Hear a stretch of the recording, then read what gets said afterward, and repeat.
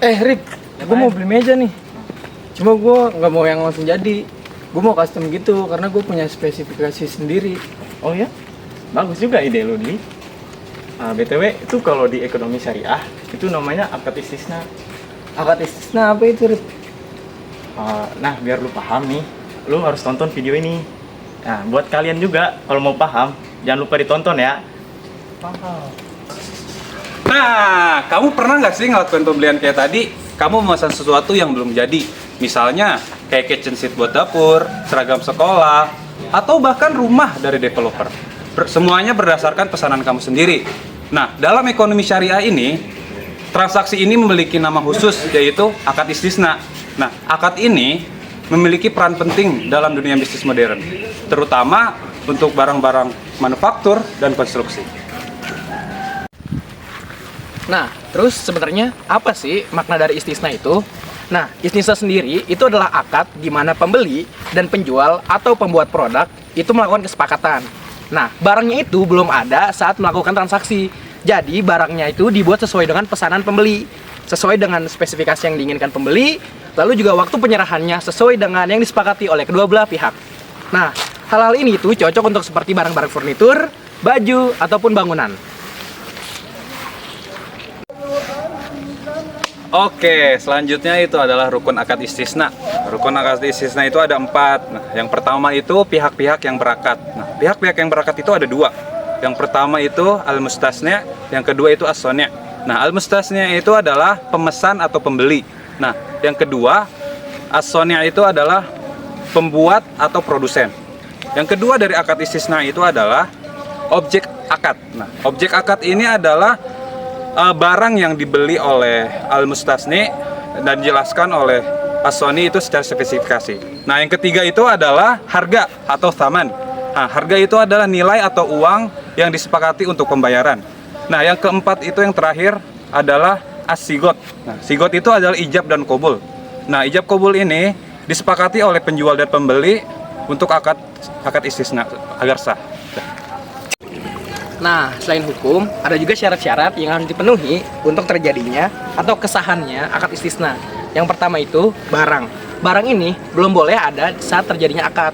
Jadi, barang itu harus dibuat setelah terjadinya akad, karena barang itu sesuai pesanan. Nah, yang kedua, spesifikasinya harus jelas. Nah, barang yang diminta oleh konsumen itu harus jelas spesifikasinya, mau seperti apa, agar nanti bisa diproses oleh si produsen. Yang ketiga, harga. Harga itu harus ditentukan dari awal, karena tidak boleh ada unsur ketidakjelasan atau goror di dalam transaksi ini. Nah, yang keempat, waktu pengerjaan serta pengiriman barang itu harus sesuai dengan yang disepakati oleh pembeli serta penjual. Nah, itu merupakan syarat-syarat yang harus dipenuhi agar terjadinya akad istisna itu menjadi sah. Itu, teman-teman.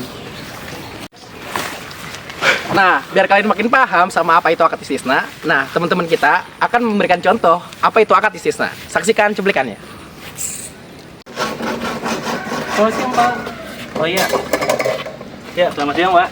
Saya pengen pesen kitchen set untuk dapur saya, tapi saya custom sendiri dengan warna putih, finishingnya glossy-glossy gitu, bisa nggak ya, Pak? Bisa, Pak.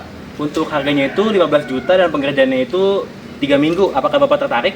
Boleh deh, Pak. Tapi saya DP 5 juta di awal dan sisanya bisa dibayar pas sudah selesai nggak, Pak? Oh, tentu bisa, Pak. Nanti akan saya catat terlebih dahulu ya, Pak. Baik. Atas nama Pak siapa? Atas nama Parian. Baik, Pak Ren, ini sudah saya catat ya, Pak. Nanti untuk informasi selanjutnya akan saya informasikan juga ke Bapak jika barang yang Bapak pesan itu sudah selesai. Baik. Apakah ada permintaan lagi, Pak? Nggak ada, sudah cukup. Oh, baik. Terima kasih, Pak. Sama-sama.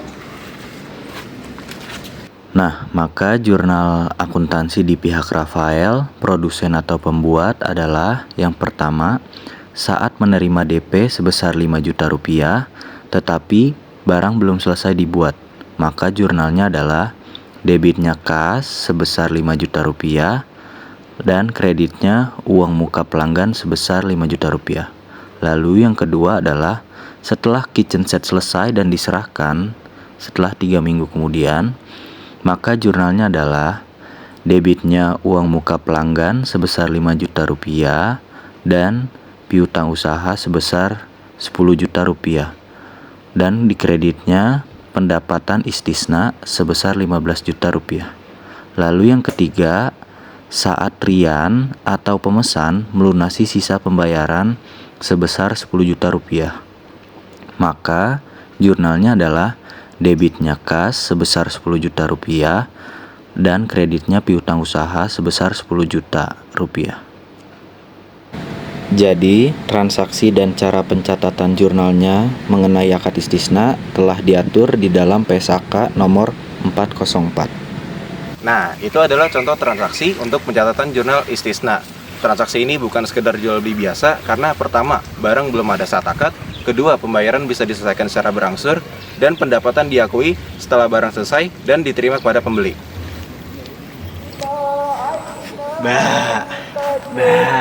Aciluk.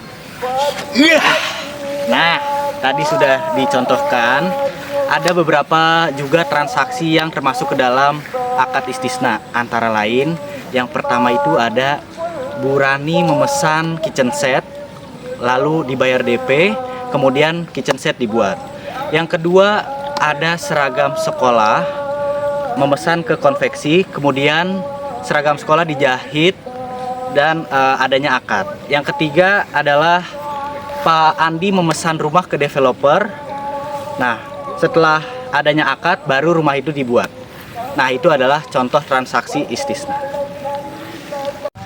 Nah, jadi itu semua merupakan penjelasan mengenai akad istisna, teman-teman. Jadi gimana? Udah pada ngerti belum apa itu akad istisna? Nah, intinya akad istisna itu barang yang dibuat akan sesuai dengan pesanan yang dipesan. Nah, sebelum akad itu barang belum tersedia atau belum di stok. Nah, setelah akad barang baru dibuat. Nah, jadi intinya gitu ya, teman-teman. Nah, jadi itu Dli akad istisna. Lu udah paham belum? Oh gitu, Rip. Iya. Berarti selama ini gue sering pakai akad istisna dong. Iya, lu nggak sadar kan? Iya. Nah, teman-teman pernah nggak sih pakai akad istisna? Komen ya di bawah.